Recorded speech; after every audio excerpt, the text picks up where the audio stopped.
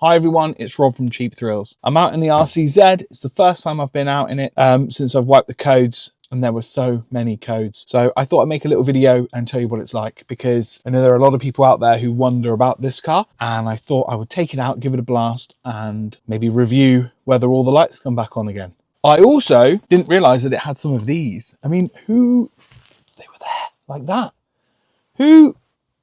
Who has these anymore? I mean, if anyone wants them, they're welcome to them, because I'm not going to use them. Cool, off we go. It is a nice day today. It's nice and sunny and bright. The road surface is a bit of a mixture though. We've got some nice dry bits and then some sort of sweaty, greasy bits of road. You can't really notice that in this. It does handle well. It feels nice. It's a little bit noisy on the road, but I'm okay with that. I kind of expect that from a car like this. I expect it I would rather it was a bit harder and a bit more direct than it was softer and, you know, a bit more wobbly. So I do expect a bit of road noise from it. The road we're on is a winding road between Torquay and Teignmouth, but it is a bit busy, so it's a bit slow, but that's okay. Probably hear that. It was a bit kind of, but it is some sweeping bends. They are quite hard corners, so it is holding up well. The Cayman I had used to decimate these roads. You could sit at 60 miles an hour from one end to the other and it would absolutely stick like shit to a blanket. Would this do that?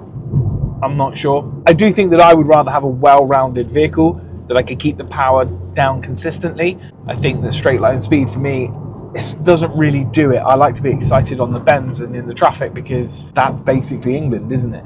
We don't have these, you know, autobahns. We don't have that. I know that it's totally fine if you're into your bigger engines. I am into my bigger engines. Like, you know, I'm not going to say I'm not, but there is something about these small cars on these bendy, you know, twisty roads that is just so much more exciting, I think. It is quite nice in this cabin. These seats are really nice, if you can see them. Look at that. For a seat in a Peugeot, they're ridiculous. It is a bit loose. Sometimes you hear it go clonk clonk, so I'm not sure what's happened there, but we'll need to have a look at that. I'm guessing there's something going on with one of the brackets underneath it. That is exactly what I expect from a Peugeot. I haven't had any lights come back on yet. I know we haven't really been beasting it, but, you know, I've seen an increase in available miles in the fuel tank as well. It was on 59, it's now on 71. I mean, if that's not a gift that doesn't keep giving, I don't know what is. It is quite nice in here. I can't fault this car, apart from its faults, if that makes sense. If I'd have paid £6,000 or £7,000 for it, I don't think it's got the kind of get up and go that I would really, really want for that kind of money. You know, my 335 costs 5.5, 6, and that is a better car than this. This is funner to drive though. I know everyone is like, oh, you know, 335 loads of power, 300 brake. But it is 300 brake horsepower straight line power, and it's not until you kind of maybe go for an M3 that you really get that kind of lightness, because of the alley panels on it and the kind of the way that it's built and the suspension. It just takes that heaviness away. But this feels light, it feels roller skatey, but I suppose the interior of the car does make it feel much more premium. It does feel funner in here than a TT. The drive isn't as planted.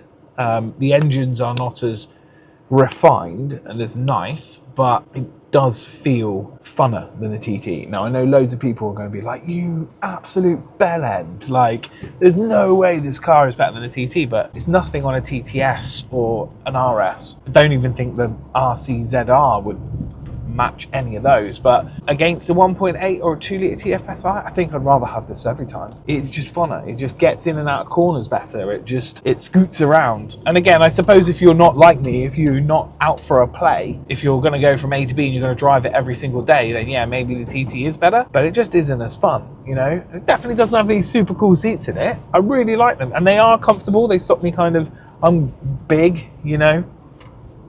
I'm big. So these seats do hold me in really nicely. We're just going across the bridge now. This is one of my favourite places as well. This is not a place you want to break down, so hopefully we won't break down here.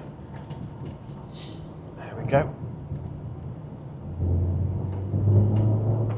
One thing I have noticed is I've put the heating on and there is so much dust has blown out of the heater. God, there's loads of it.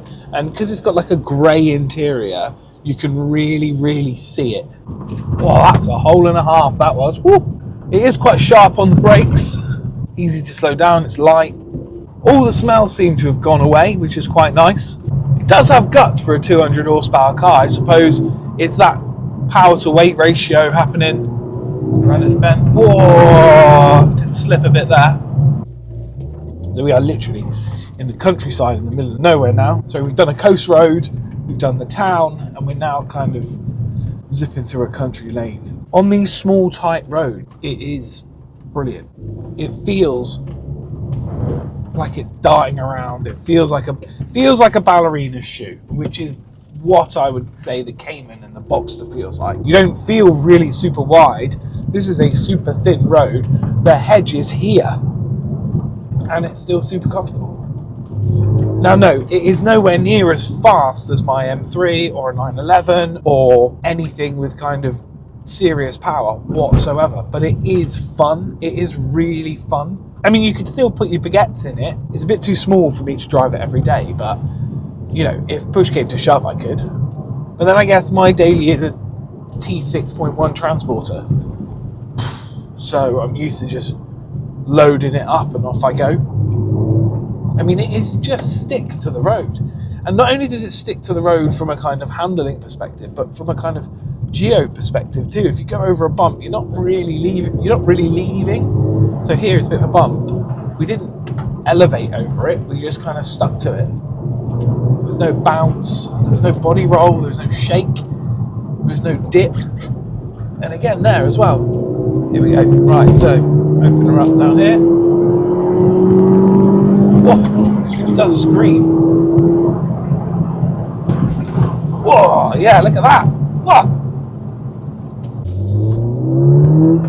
So now we've come out of our country section. There's a nice long straight out of there. A bit bumpy, but absolutely fine over those bumps. But as we come down here, we're now going to join the dual carriageway section, which is exciting, I have to say. It's not exciting. It's 50 miles an hour, and it's just irritating that it's 50 miles an hour. And it's 50 miles an hour because it doesn't have a flyover exit. It just comes to a dead stop. And obviously loads of people die. Oh, there's some police behind me in a Volvo. They didn't think I noticed, but I did.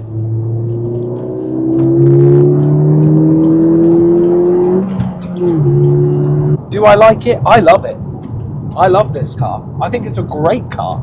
I am happy there's no warning lights on, so that's good.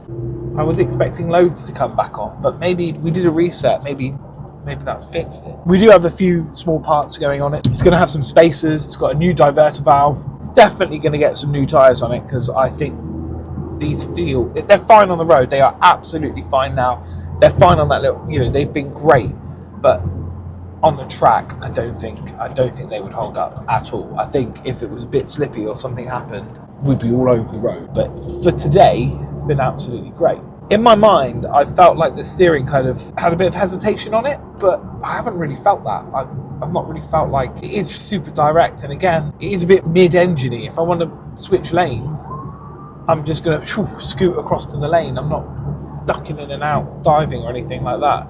It's kind of got that MX-5 MR2 characteristic about it, where you are literally moving from side to side. You can definitely tell this is a light French car. I think the suspension and this interior camouflage it a bit, but underneath it still feels light. It doesn't feel heavy, it doesn't feel German.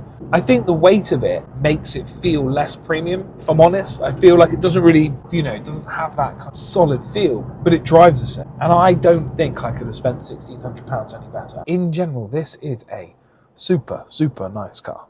I'm not sure what the fuel gauge is doing. A minute ago it said there was 72 miles. Then it said there was 42. Now it says there's 68. So I'm not sure what's going on there. Right, I'm going to push this MG up this hill. Come on. Yeah, there we go. Nice clear road. Up to 6,000 RPM. Oh, there's an AMV8 behind me. Stay past. Come on, mate. We're actually doing 70 already. Here he goes. Whoa, what? That's quite quiet, actually. I mean, it's gone, but it's not gone.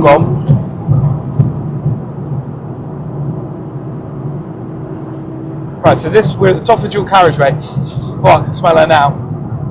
We're at the top of the dual carriageway. We've got a double section of roundabouts with a small short piece of dual carriageway in between. Let's see how she handles. Come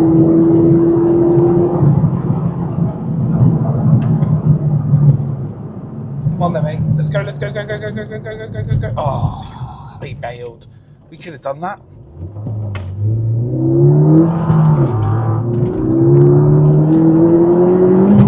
Can you hear that? Can you hear that scream? Oh, someone's cut us up.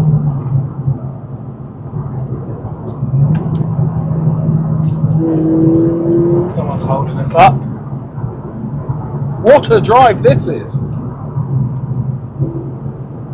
Oh, someone's holding him up. Holding me up, ultimately. Because that Aston Martin doesn't stand a chance.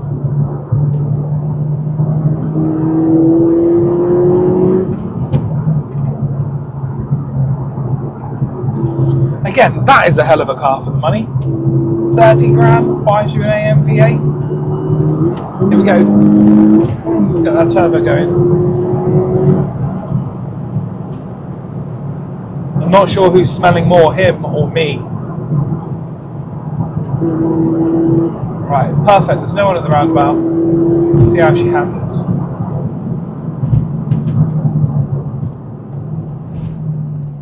Oh, he's coming off. His number plate says Boise G. Oh, he's someone that I know.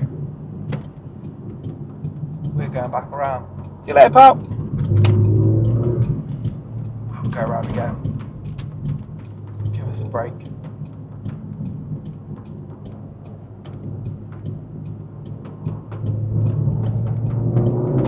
Right, off we go. Whoa!